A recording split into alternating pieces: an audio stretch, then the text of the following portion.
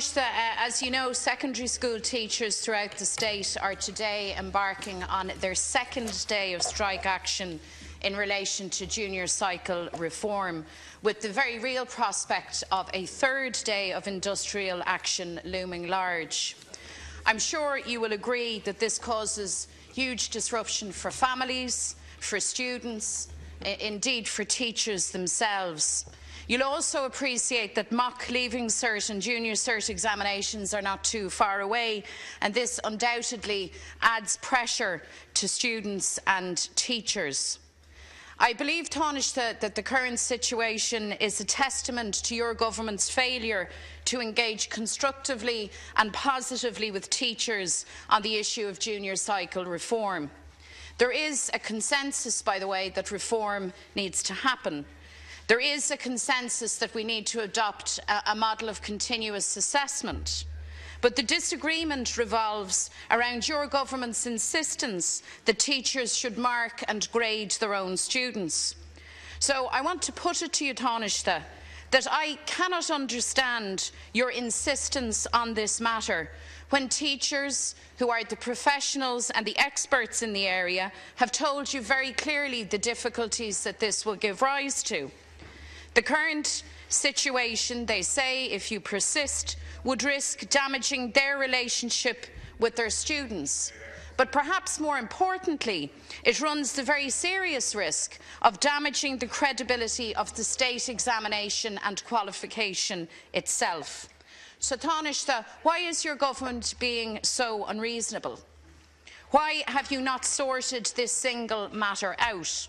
And why will you not heed the concerns and insights of the teaching profession? Well, for a long period of time, Deputy, I was myself a member of the TUI because I taught for quite a lengthy number of years as a senior lecturer in the DIT here in Dublin. And I have to confess, as somebody who set my own exams, marked my own exams, and also took part in the examination structures of a number of the professional accounting bodies, I actually think, notwithstanding your welcome commitment to reform, that you're actually mistaken on this.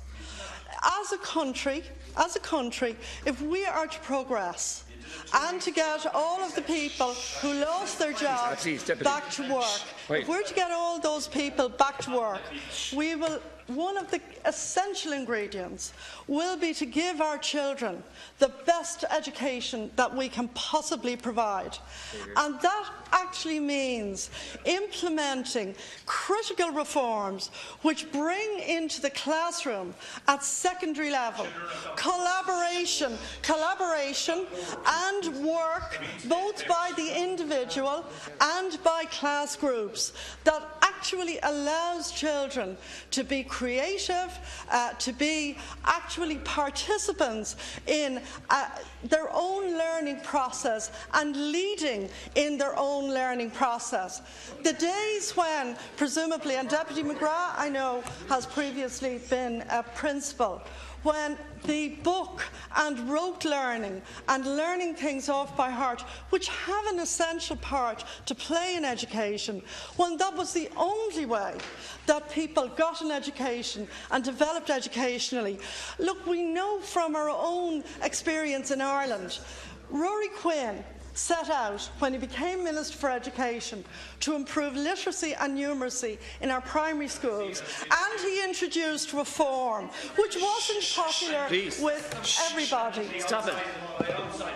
Sorry, Mr. Deputy. Can I say question that it was assessed? Is between leaders and the Tánaiste. No, please. In the recent publication of the results of that reform, which involves anybody here who's an opportunity, as I do all the time, to go into wonderful new schools and older schools being refurbished by this government around the country, will see at primary level the excitement of learning and developing and learning to reason and critique, and not simply learn for an exam, would know that your vision of education, if I may say so, I think would actually lead to poorer outcomes. And this country needs educational reform. I think that the teacher unions on this, need to engage. They need to engage in discussions. The Minister has said it will be a two-part system, some of which, 60% of which, will be addressed in the traditional exam way, which I suppose Sinn Féin wants to see as the cornerstone of the system. And 40% will take into account what we have all learned will actually stand to children when they actually come out of primary and secondary school and go into the wider world. Thank you, Tánaiste. I simply think the teaching unions need to actually pause and think again about what is best for our precious children. Deputy Lou McDonald. Well, Tánaiste, I'm very interested to hear your exposition to teachers and to me, presumably as a parent, as to what is best for our precious children. Can I tell you that you're making a false argument in the midst of all of this? Las Cairncorla. The Tánaiste is, perhaps not unsurprisingly, addressing the wrong issue. There is no dissent on the need for reform. There is no dissent on the need for continuous assessment. There is no dissent on the need for creativity, participation and all of those things for all of our children at primary, secondary and indeed at third level education. That's not the issue. The issue here is the manner of marking, grading and accreditation. And teachers are saying, and I believe an awful lot of parents and students agree with them, that in grading junior cert and junior cycle achievement, we have to be sure that that system is objective, is standardised, is fair and is credible. Thank you, Deputy. And that's the great beauty of external assessment.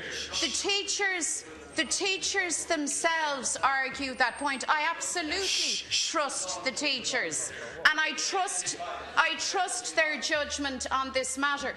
The Leaving Certificate, for all of the flaws that it has and all of the arguments that people have with it, has always been justifiably recognised for one sterling quality, and that is its objectivity. And people value that, teachers value that, students value it and parents value it. So we need the reform. Why are you holding it up by a stubborn refusal to listen to the teachers who say we are for all of that, but we insist that it is externally graded and externally accredited? And finally, Tánaiste, don't try to make a comparison between a third level institution where students come from every corner of the country and beyond to be taught, and perhaps a school in a rural area or even an urban area where teachers live in the community, where relationships are very strong. It's a very different dynamic. The teachers make a fair call for external grading,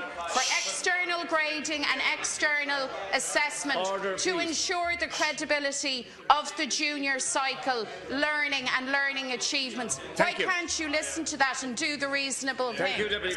Because, Deputy, I have the privilege of visiting 1 to 2 schools a week. Actually, not just in my current job, but since I became a TD, because one of my abiding interests is education. And let me say this.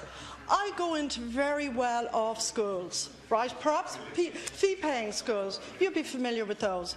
And what I find is that the students have a collaborative learning experience. And what I find often when I go into a poorer community, is that many children drop out of secondary school around the age of 15 and 16. Now, we are through the school completion programme, keeping a huge number of children in school till they're leaving cert. But the reasons that many children drop out is because the current curriculum does not meet their needs or their interests.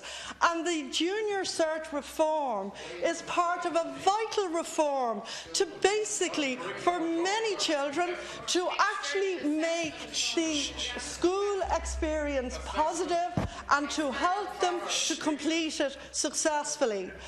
All around the world, Deputy, teachers at first level, second level and third level actually set, mark and assess their own pupils. Thank you, Tánaiste. It is absolutely accepted in all of the best educationally performing countries in the world as being key. You want to rely entirely as a vision of the future coming up to 2016 that our children going in to do their history, going in to do English, going in to do mathematics, everything that they do will depend on a book-led exam rather than collaborative learning. I think, frankly, you're wrong, and I think and I hope the teachers return to the negotiations. I think you're wrong. I actually think you're wrong, and I noticed that your spokesperson on education has actually spoken very well in respect of being in favour of reform. But you don't really. You're like St. Augustine. You're like St. Augustine. Lord, make me reform, but not just yet. Okay. So please now, there are too many voices. We've order, please now, for the technical group. Oops.